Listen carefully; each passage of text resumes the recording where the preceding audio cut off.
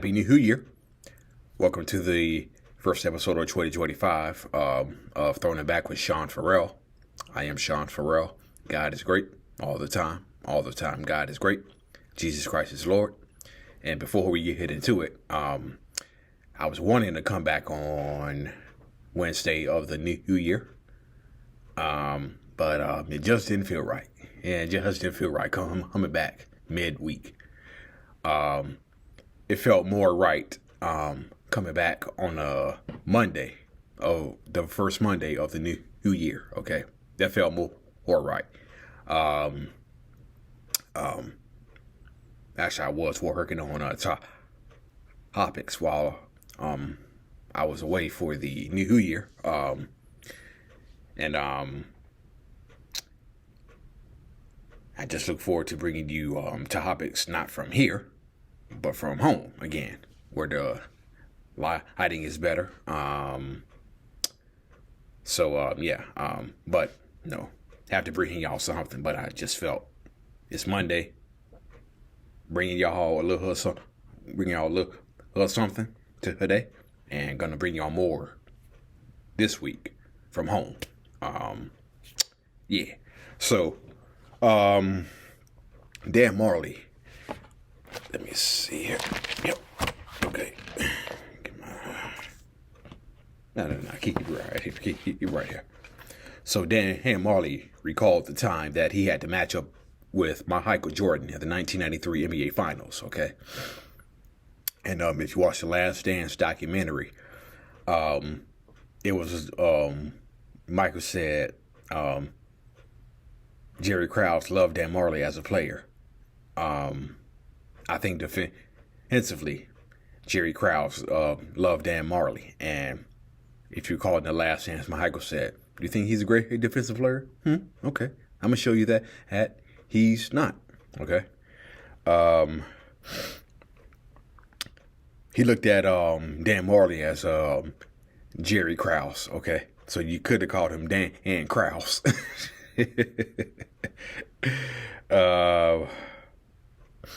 Jerry Krause was a fan of Majerle. Majerle for the 1992-93 season, he averaged 17 points per game, nearly 5 rebounds per game, nearly 4 assists per game, and 1.7 steals per game. So, and he was in the All-Star game that year too. Dan Majerle said he never knew. Dan Majerle said he never knew about the Jordan Krause situation. And if you remember, Michael averaged 41 points per game. Michael averaged 41 points per game, including the time he scored 55 in Game 4 and had the game-winning basket over Charles Barkley that game. Dan Majerle said, "We kept switching because I tried it. KJ tried it. They put Richard Dumas, Danny Ainge. Like I said, the guy was unbelievable and he carried their team. He was that good. Not that good, that great. Okay. All I tried to do was beat him up because the only thing that I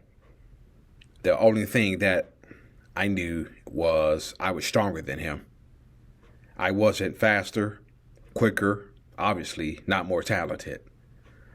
Anything. So I just tried to grab, hold, beat him up, hold him, try not to let him get to his spots. That didn't work either. Hell no, it didn't. If you know, Michael has cat-like reflexes, okay? If you watch Michael Jordan on the court, his reflexes are that damn good, okay? And you know what? Magic Johnson kept pointing it out during the broadcast too, okay? When the Bulls went up 2-0, Magic Johnson said at the end of game 2, he said, "You know what? The Suns are going to have to play better team defense if they want to win a game in Chicago." Okay. And so going to Chicago down 2-0, here's what Paul Westphal did. He actually switched it up. He had Kevin Johnson play Michael Jordan, And then he had some other unusual matchups like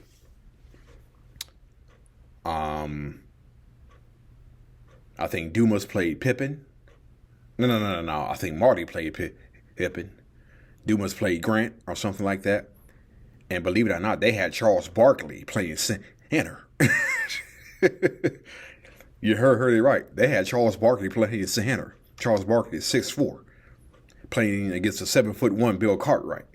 Yeah, so they had Charles Barkley playing center in Game 3. Unusual matchups, and I think it kind of worked because they were able to win Game 3. The Suns were, but then in Game 4, they knew about those unusual matchups, and the Bulls were ready for it. Michael scored 55, and again, Magic pointed it out during the broadcast because the Suns were having problems with their team defense. And I can remember a couple of drives when Jordan came down. He had one drive before halftime where he came down. He blew past Dan Majerle and he dunked it. And earlier in the game, he blew past Dan Majerle. Didn't make the shot, but he got fouled.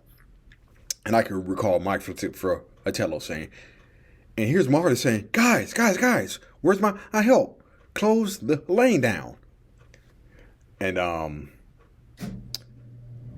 when Michael Jordan came down and got an and one dunk, Mike Fratello was like, just an empty feeling if you're Dan Majerle. You're backing up, you're on your heels, you turn and see Michael Jordan coming at you full head of steam. You turn and look for help, and there's nobody there. Yeah, Czar was right. Yeah, Czar was really right. So Jordan defended him with such ferocity that Marty said when Scottie Pippen defended him, he found reprieve. He felt Scottie Pippen was a little less intense.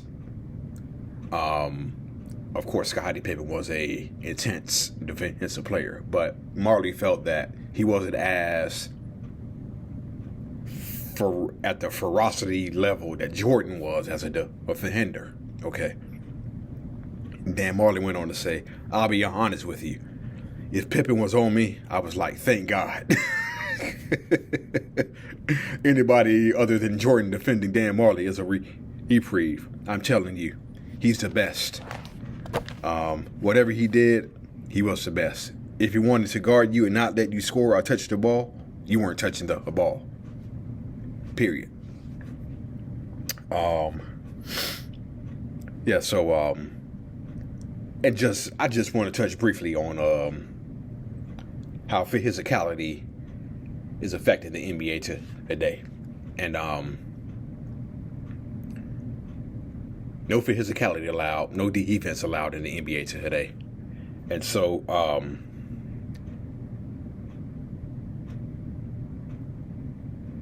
back in the New Jack City era, you face real resistance, okay? You face real resistance. You had to have, because the game was so physical. The game was so physical that you had to have, you couldn't just stay on the perimeter. You had to drive to the hole. So you had to develop jump shots. Of course, you had to develop jump shots, mid-range game. But you also had to drive to the hole. You also had to have real skills, too. In those days, yes, you had to have real skills. And you may ask, what am I saying?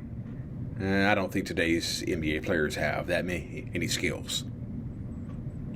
Especially when all they do is just stand out on the three-point line, shoot threes, and dunk. Everybody can do that. But I was thinking about this while I was away. I really was, okay? And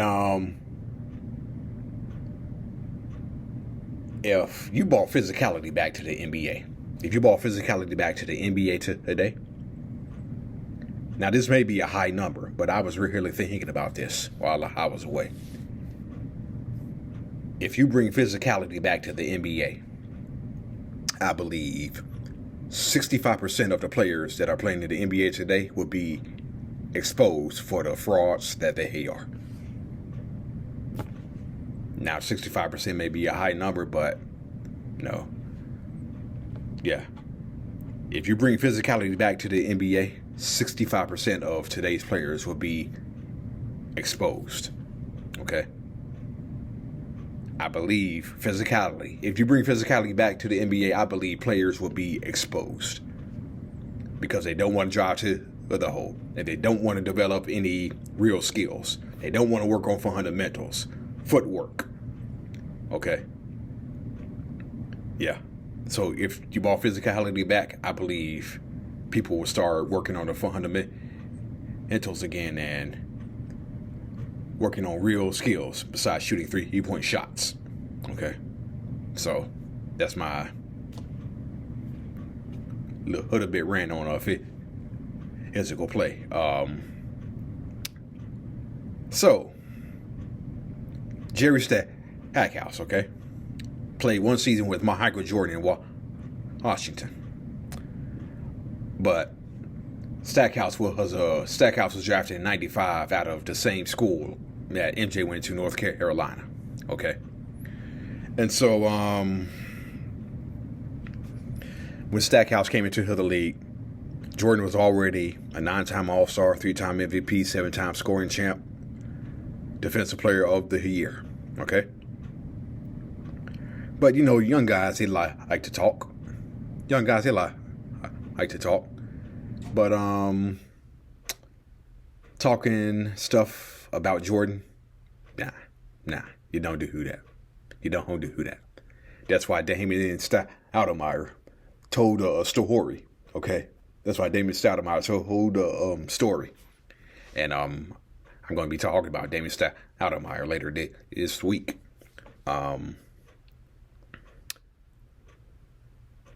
So Jerry Stackhouse, when he came to the league, Jerry Stackhouse claimed he could hold his own versus Michael in a one-on-one contest. He said that he also believed that Michael's transition back to the NBA from baseball was easy.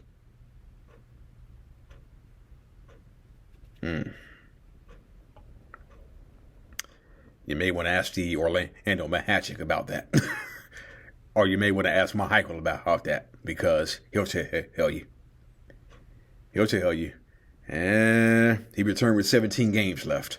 And he was pretty much rusty, working his way back. Okay. So Stackhouse also said he heard someone on CNN that someone said I made a quote that I said I could beat him one-on-one. It's not that I didn't say it.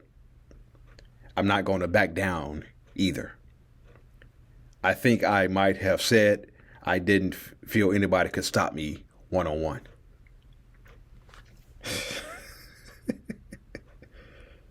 You remember when Nick Anderson said 45 isn't the same as 23? And do you remember what Penny Hardaway said? Whenever you challenge Michael, that's all he needed to hear. So it was January 13th, 1996, when the Bulls were in the midst of their 72-10 romp.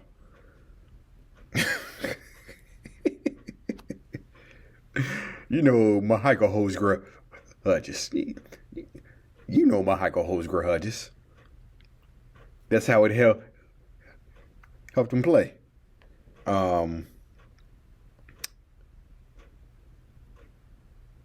Michael had 48 points on 18 of 28 shooting.